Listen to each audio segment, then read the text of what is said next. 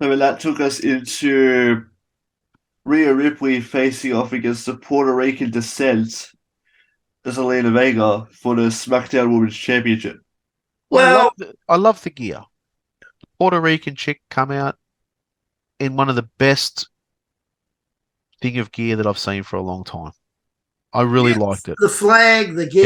Yeah, I liked it. I She thought, was wow, that made a incredibly statement. emotional. It was interesting. They were saying her uncle, who was in the audience many years ago, actually had a match against Bruno Sammartino.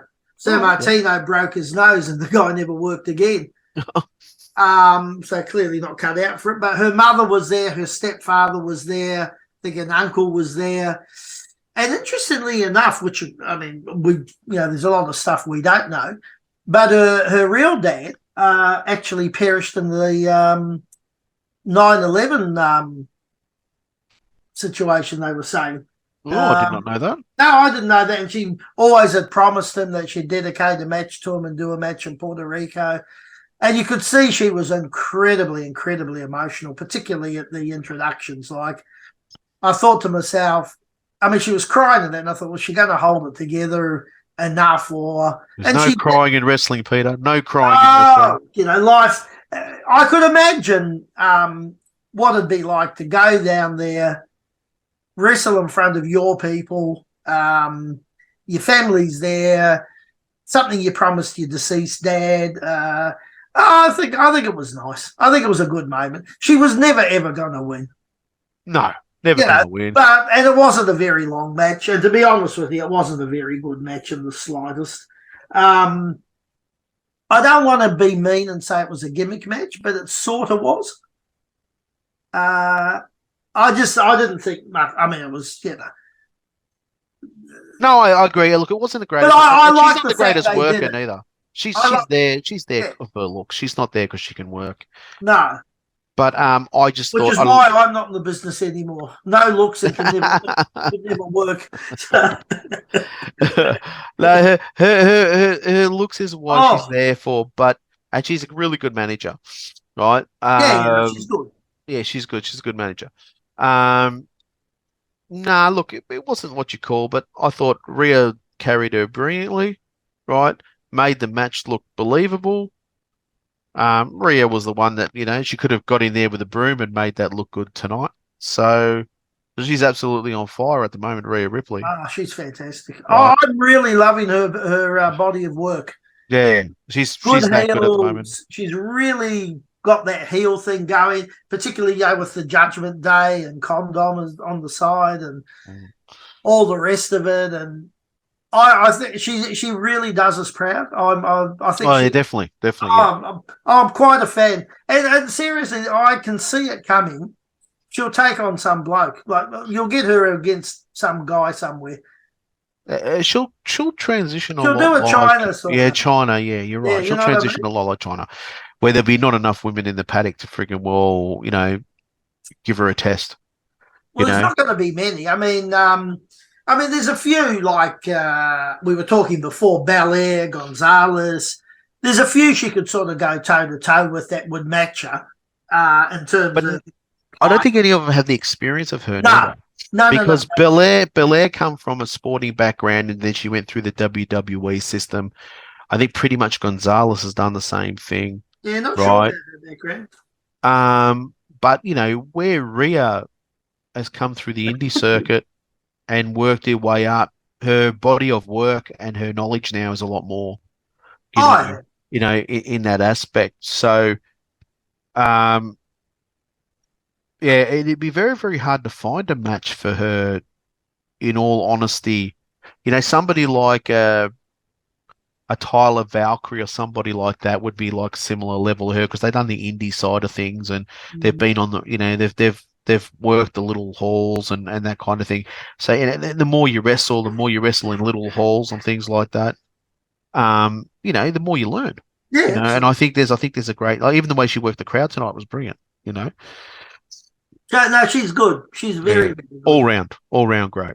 And you can see really, really big things for her.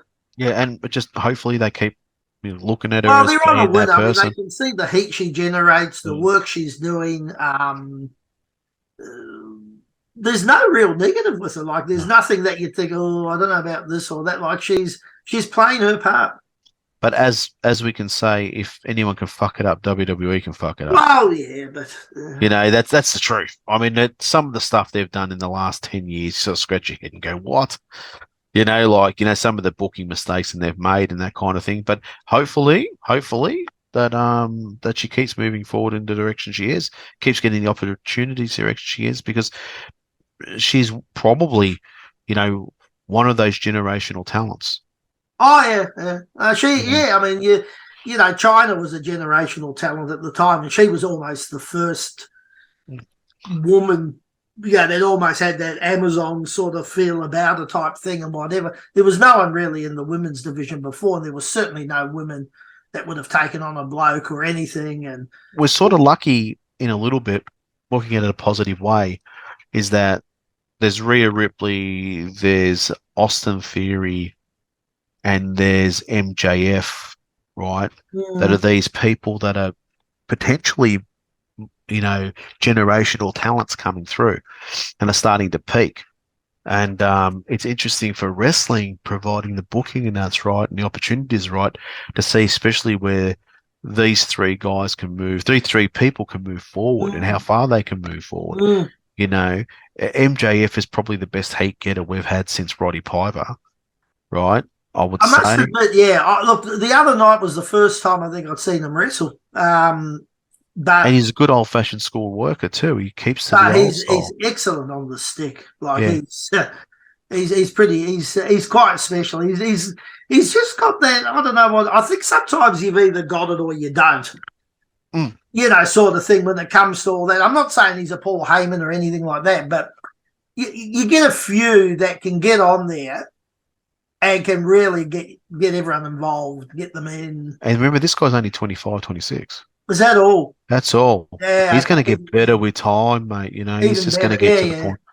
You know, he has it. You know, yeah, I believe so. Theory has it. You know, Rhea Ripley has it. I'm a fan of theories. I'm quite keen to see what happens over the next 5 years. Now, I've got a little bit of providing that the booking and everything moves in the direction in the right way and people do the right thing with it.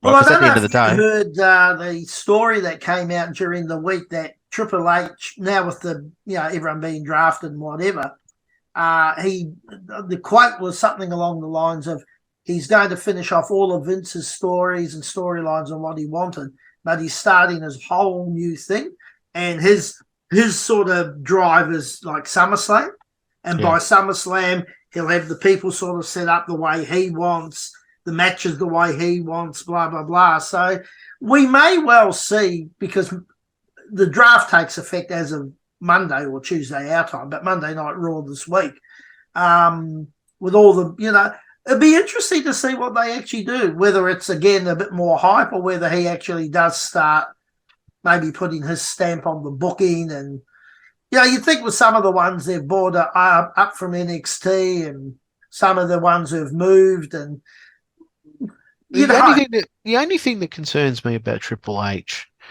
is he come through most of his career through the Attitude Era and Ruthless Aggression, which is just packed through of hot spotting. If anything, hot spotting everything, right? And when we talk about the Bad Bunny match and that, which for me was the worst match of the night. Right? Oh, really? It was my favorite. Oh, no, I'll let you. I'll be savage on that. Okay. Right. Everything is hotspot. Everything, you know, everything got to go. Now, where do you leave? If you keep hotspot and everything, what do you leave for the next journey? You know, there's nothing left, you know. So, you know, I'm hoping that if Triple H, and this is Vince's hotspots all the time, right? I'm hoping that he works out, or somebody works out, that you don't need to hotspot everything, and you hotspot things only when it's really needed to be done, and make storylines that mean something, and don't try and do things within a month's time. Yeah, no, I agree. I mean, back in my day, if, you know, the undercard or the middle of the card went and did any of the main event moves, you got absolutely blasted. They go, well, what are we going to do in the main? They absolutely gave it to you. Now, I'm not saying you go one extreme or the other, but there needs to be a happy medium. There has to be, and then, like I said, they've got to the point that everything's hot spotted. And I'll talk about the next match because I'm going to be pretty vicious on it. So, just before we do, did we find out who those agents were?